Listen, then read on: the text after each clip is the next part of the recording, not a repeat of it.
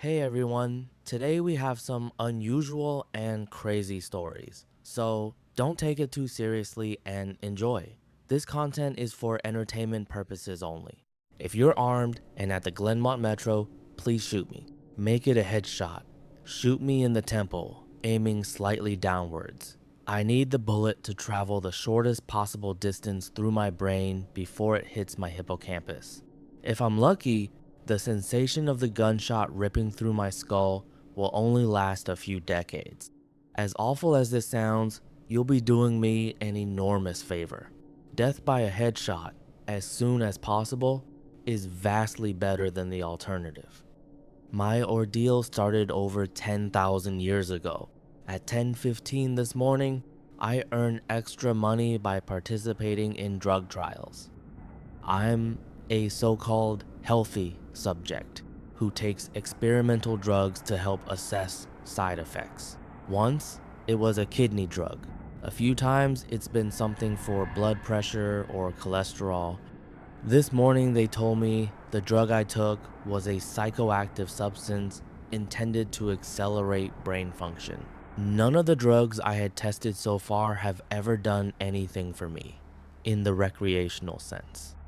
In other words, none of the drugs I've tested have given me a killer buzz or mellowed me out or anything. Maybe I've always ended up the placebo group, but nothing I've tested had affected me at all. Today's drug was different. This shit worked. They gave me a pill at 10:15 and told me to hang out in the waiting room until they called me back for some tests. Only about 30 minutes, the research assistant told me. I flopped onto the waiting room couch and read a few articles from a copy of Psychology Today that was sitting on the coffee table. They hadn't called me back when I finished the Psychology Today, so I picked up a US News and read it cover to cover. Then I read an old Scientific American. What was taking them so damn long? I sluggishly turned my head to look at the wall clock. It was only 10:23 a.m. I had read all 3 magazines in 8 minutes. I remember thinking this was going to be a long day. I was right. The waiting room had a little bookshelf with some used hardcovers on it. When I stood up to walk to the bookshelf, it felt like my legs barely worked. It's not that they were weak, they were just slow. It took a full minute just to stand up off the couch and another minute to take 2 steps to the bookcase. I scanned the old books on the shelf and picked out a copy of Moby Dick. My arms had the same problems as my legs. Just reaching 1 foot in front of me to grab the book took a long time. I actually got bored just waiting for my hand to reach the spine of the book. I slogged back to the couch and collapsed onto it in a slow motion fall that reminded me of the low gravity hops of astronauts on the moon. I opened Moby Dick slowly and began reading. I started with "Call Me Ishmael" and got as far as Ahab throwing his pipe into the sea, which was all the way to friggin' chapter 30 before they called me back. "How are you feeling?" the research assistant asked me. "I feel slow," I said. "Actually, it's the other way around. Everything seems slow because you're so fast. But my legs, my arms, they're moving in slow motion. Your body seems like it's moving slowly because your brain is fast. Your brain is running 10 or 20 times faster than normal. You are thinking and perceiving reality at an accelerated pace. But your body is still constrained by the laws of biomechanics. Frankly, you're moving much faster than a normal person." She pantomimed a jogging motion. "But your brain is running so much faster right now that even your fast walk seems very slow to you." I thought about my slow motion flop onto the waiting room couch. Even if my muscles had slowed down, my body would still react to gravity the same way. But in the waiting room, I even fell in slow motion. Slow muscles couldn't explain why gravity seemed weaker. My brain was going at warp 10. That's how I managed to read 3 magazines and the first 30 chapters of Moby Dick in 15 minutes. They ran a series of tests on me. The physical tests were fun. They made me juggle 3 balls, then 4, then 6. I had no problem keeping 6 balls in the air because they seemed to be moving so slowly.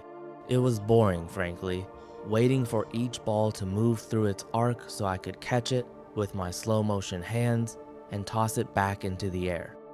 They threw Cheerios in the air and I caught them with chopsticks. They dropped a handful of coins and I counted the total value before they hit the ground. The cognitive tests were less fun, but very illuminating. Finish a 50-word word search, 3 seconds. Solve an intricate maze drawn onto a poster-sized paper, 2 seconds. View a slideshow projected at 10 images per second and answer detailed questions about what I saw, 95% correct. They told me I measured over 250 on the Knopf scale. Apparently, that's deep into the superhuman range of thinking speeds. Then they sent me home. It'll wear off in a few hours, they said, which will seem like days to you. Try to use the residual effects to get some work done. Catch up on work emails while you're still in high speed mode. The ride home was horrible. It was only 3 metro stops, and in real world time, it only took about 35 minutes. But in my drug accelerated hyper time, it felt like days. Days. Just walking out of the medical research suite to the elevator seemed like it took an hour. I sprinted out of the office, willing my legs to push me faster. But the laws of biomechanics held me prisoner. As accelerated as my brain was, I couldn't do anything to make my legs work faster. The huge disconnect between my body and mind made it extremely difficult to judge how and when to slow down, turn, or rotate my body. I had basically turned into giant slow motion spaz. I misjudged my speed and rammed into the wall by the elevator button at a pretty good speed. Even though I could see the wall coming at me, I couldn't make my finger outstretched to hit the elevator button, move away fast enough, and I jammed it against the wall, hard. The pain was intense. If my brain had been running at regular speed, it probably only would have hurt for 30 seconds or so. But in my accelerated state, the intense pain seemed to last for half an hour. 45 minutes maybe. The elevator ride was horrible. It felt like I spent 4 or 5 hours just descending 7 floors with nothing to look at but the interior of the elevator car. I sprinted to the metro station. I have to admit, this part was almost fun. Even though my body moved at what seemed to me super slow speed, I could still carefully choose how and where to place my feet, swing my arms, and turn my torso. It only took a block or two to getting used to having a brain that ran 24 times faster than my body. Then I basically sprint danced the rest of the way, twisting and juking between people on the sidewalk and dodging moving cars with inches minutes of clearance. I spent an hour in my time frame descending into the subway and running to the platform. Endless tedium waiting the 6 minutes for the red line train to arrive. Although there was more to look at on the metro platform than inside the elevator, it was still intensely boring. I should have stolen that copy of Moby Dick. The red line train roared into the station in slow motion. The normally high-pitched squeal of its brakes was frequency shifted by my high-speed mind to a long, low tone, like a monotone tuba solo. It wasn't just the squealing subway train that was 3 octaves lower than normal. All sound was slowed to the point of near inaudibility. Voices were gone, shifted below the threshold frequency of my hearing. I did manage to hear a screaming baby on my subway car. Her shrieks slowed to sound like whale songs. Sharp sounds like a car horns and trucks bouncing over potholes were low, muddied roars like distant thunder. Back at the research offices, I could still hear and communicate with the research staff. But now, verbal communication with anyone would be impossible. The effects of the drug were still intensifying. I spent what seemed like days on that fucking red line train. Days.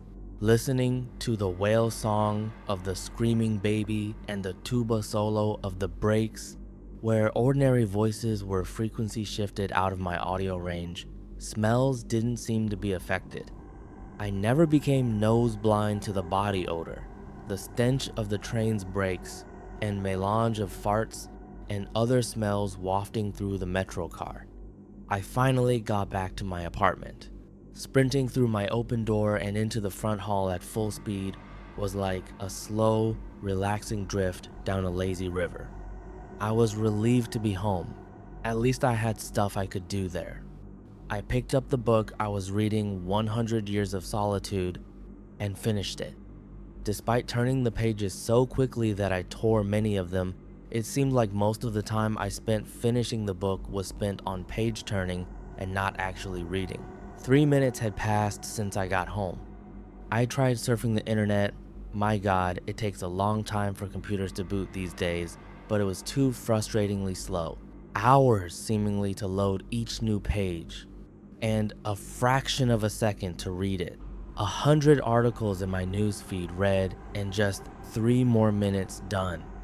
I dipped into my pile of yet to be read books and finished 2 more. 4 more minutes had passed.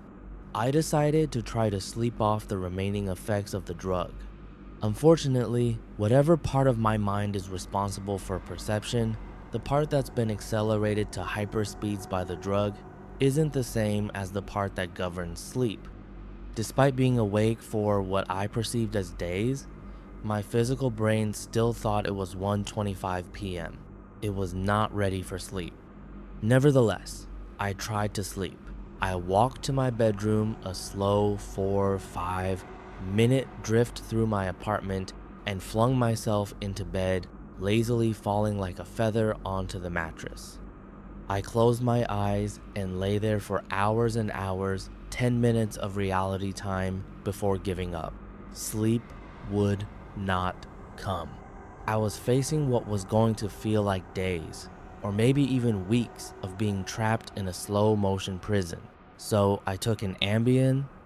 The sensation of the pill and the splash of water I used to swallow it sliding my throat was sickening. A lump that blocked my breathing, moving like a slug down my esophagus. I read a book. 10 minutes had passed. I read another. 18 minutes since I took the Ambien. I threw the book across the room in disgust at my situation.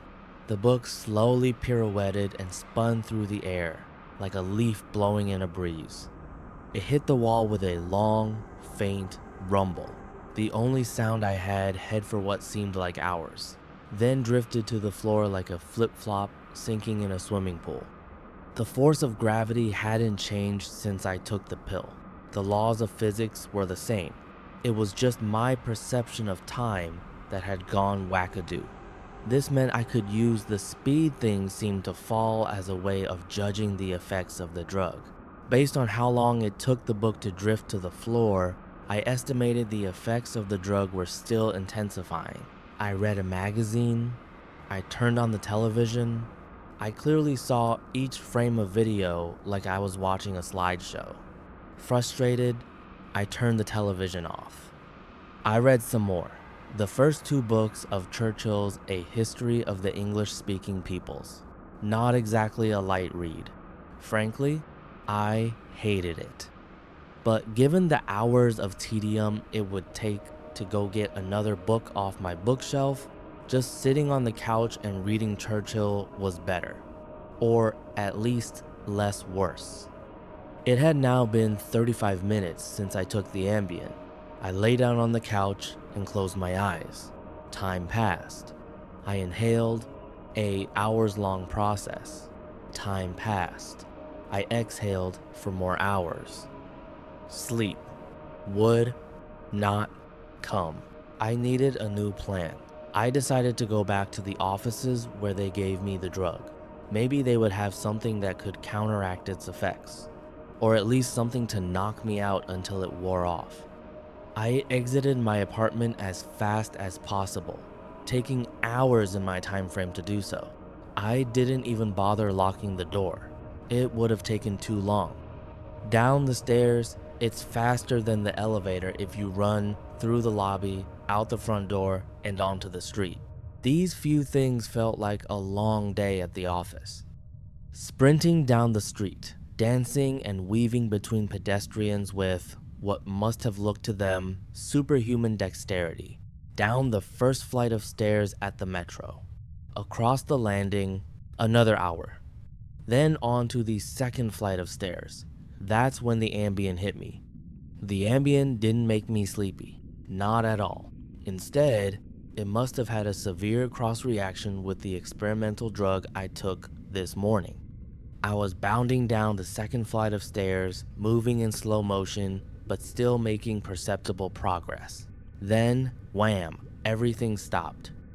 The dull roar of the street and metro noise ceased, replaced by the most perfect silence I've ever experienced. My downwards motion seemed to completely freeze. Before the Ambien kicked in, my perception of time was maybe a few hundred times slower than real time. After the Ambien took effect, time moved thousands of times slower. Every second seemed like days to me. Even just moving my eyes to focus on a new point was like an impossibly slow scroll across my visual field. Over the course of the afternoon, I learned how to walk, run, and jump when my mind ran hundreds of times faster than my body. But with another 4 or 5 orders of magnitude of slowdown caused by the Ambien, body control was almost impossible. I fell on the stairs. Even though I was all but frozen in mid-step, controlling my muscles was impossible. I commanded my foot forwards for hours, then backwards for hours more when it seemed like I would miss the next step. Hours attempting to adjust the angle of my ankle, then readjusting when it felt wrong. Despite these efforts, I rolled my ankle on the next step. The pain wasn't at all mitigated by the slowness. Hours of increasing strain on my bent ankle. The nerve signals that send pain into the brain must work differently than the nerves in my ear. Sonic energy was spread out over time, diluted until it was imperceptible. Pain flowed into my brain undiluted by the change in my perception of time. Hours and hours of increasing weight on my turned ankle turned into hours of increasing pain upon increasing pain. I pitched forwards, my high-speed mind completely unable to control my low-speed body. I drifted downwards for days, managing to rotate my torso enough to keep my head from impacting the ground first. I eventually landed on my right shoulder. At first, the impact wasn't even noticeable. Then, I felt a slight pressure in my shoulder as it came in contact with the ground. The pressure grew, bringing increasing pain for hour upon hour. My shoulder finally gave out, popping out of its socket with an endless sickening tug. I came to a stop days later, crumpled onto the ground, staring at the ceiling.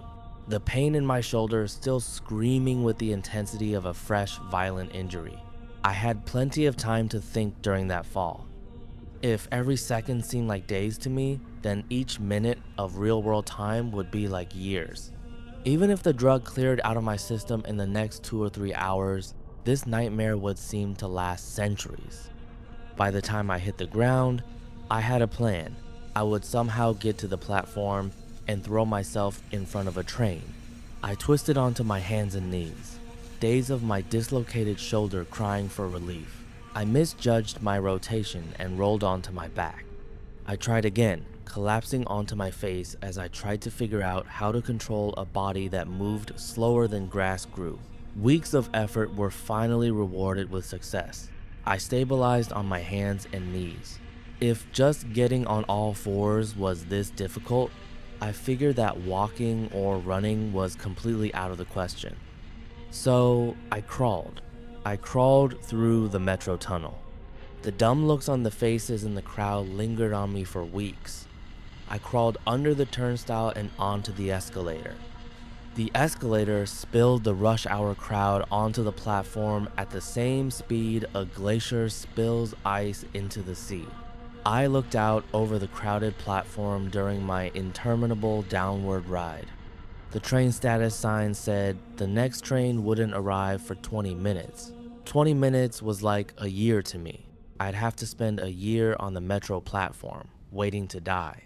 I crawled off the escalator, enduring days of stupid expressions on the commuters' faces. I crawled a few feet to a concrete bench and curled up next to it, trying to find a position to lessen the pain in my shoulder.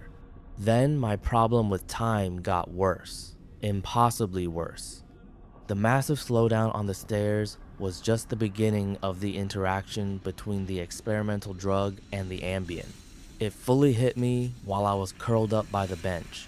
I blinked. Years of darkness followed. Sound was already gone, and with my blink, sight was gone as well. All that existed was the pain from my fall. My hyper-accelerated mind wasted no time compensating for the lack of sensory input. Voices spoke to me. They sung to me in languages that never existed. Patterns and faces and colors came and went in my mind's eye. I recalled my whole life and imagined living another. I forgot English. I settled into a profound despair. I spoke to God. I became God. I imagined a new universe and brought it to life with my thoughts. Then I did it all again and again. My eyes opened with geologic slowness, a faint glow, weeks, a slit of light, weeks, a narrow view of the metro platform, ankles of the commuters near me, and an advertisement on the opposite wall. I extracted my phone from my pocket, a project that spanned decades. How can I even explain the boredom? The pain in my shoulder is nothing compared to the boredom. Every thought I can think, I have thought hundreds of times already. The view of ankles and advertisements never changes. Never. The boredom is so intense it's tangible, like a solid object of metal and stone wedged into my skull. Inescapable. What are my options? If I crawl and fall onto the tracks without an oncoming train to crush me, I won't die. I'll experience even more pain from the 4-foot fall, but I'll most likely be rescued by some do-gooder on the platform and unable to act when the train finally does arrive.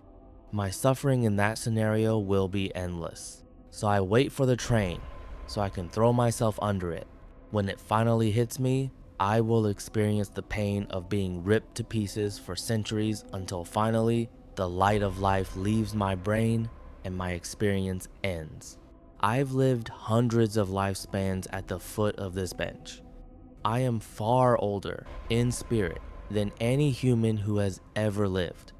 Most of my life experience has been a snapshot of pain huddled on the floor of a subway platform with an unchanging view of ankles and advertisements. This post is my plan B, my Hail Mary, my long shot. I've spent lifetimes typing and posting this message in the hope that someone will read it and become convinced that my suffering must end. Someone on this platform right now. Someone who will find the man curled under the bench, the man who crawled down the escalator, and kill him as swiftly as possible. A bullet to the temple. If you're armed and at the Glenmont Metro, please shoot me. The next one. My girlfriend talks in her sleep. She's been saying the most horrible things recently. I'm infatuated with her. Utterly infatuated. And it wasn't at a healthy level. Far from it. I would think about her every moment she was away. I would sometimes sit on my couch and just stare at my phone, waiting for her to text. I'd tell myself, don't contact her. Don't. It will come off as too strong. But then I'd still find myself clicking her name on my contact list before my inner voice would continue. You don't want her to know how desperately smitten you are with her. It's unattractive. It will scare her off. No, you must wait for her to call you this time. But it was excruciating and exhausting, almost unbearable. I once heard that the ancient Greeks believed that falling madly and irrationally in love with somebody was a curse that you would wish upon your enemies. I could never understand what they meant. After all, isn't falling head over heels in love the ultimate goal nowadays? But now that it's happened to me, I have to say, the ancient Greeks were right. This is a curse.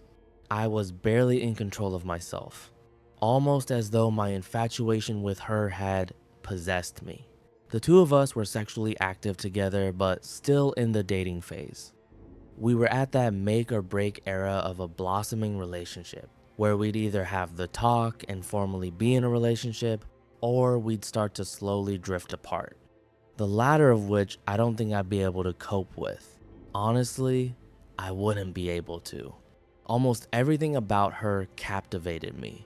The way she held her hand over her mouth when she laughed, how she'd caress the pendant of her necklace when she was frightened, how she'd twirl her hair in her finger when she was excited, all of it. Her smell, her smile, her eyes. Yeah, I know, it probably makes you sick reading about it. I feel the same way. I was never the hopeless romantic type, but now I can't stop fantasizing about her. I think about us doing the long 3-hour hike up to that magnificent view from one of our first dates, to that first kiss as we overlooked the lights of the city. But this time I'd get down on one knee, bring out the ring, and, well, you know what would happen next. Alright, fine, I'll stop. Yes, this is a girl I'd only been casually dating for a couple of months. I shouldn't be thinking about proposing yet. I know that. I'm just barely able to control myself any longer. I feel as though I'm losing power over the decisions I make. And that brings me to why I'm here writing this out at the moment. It started with the first real thing that troubled me about her. We never actually spent a night together. No matter how late she was over, once either of us showed signs of being tired, she'd up and leave. She wouldn't leave awkwardly or in anger. Just a casual kiss, good night, a smile, and a call me soon. It was something I didn't really even notice the first few times she did it, but after almost 8 weeks of dating, it was becoming strange. I'd have to ask her about it. It took drinking almost an entire bottle of wine before I had the courage to do it. She looked almost defeated when I asked, and lowered her eyes in embarrassment. I knew this talk would come eventually, she started. She took in a deep breath with a long, drawn-out exhale. Recently, she paused again. I've started talking in my sleep, she shook her head in embarrassment. It's called somniloquy. I looked it up.